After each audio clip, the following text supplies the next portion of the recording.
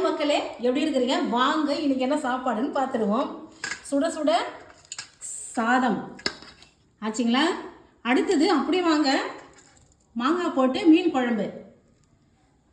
பிடிச்சிருக்கா? தெரியுதுங்களா? பிடிச்சிருக்கா? அடுத்தது மீன் வறுவல்.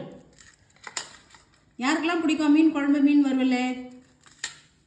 அப்படியே வாங்க, சுட சுட இதில் கொஞ்சம் சாதம் போட்டுக்குவோம் இந்த தட்டில். சரியா? இதுக்கு சுட சுட மட்டன் குழம்பு, உருளைக்கிழங்கு போட்டு மட்டன் குழம்பு ஆச்சுங்களா? அடுத்தது முட்டை ஆம்லேட்டு. யாருக்கெல்லாம் பிடிக்கும்?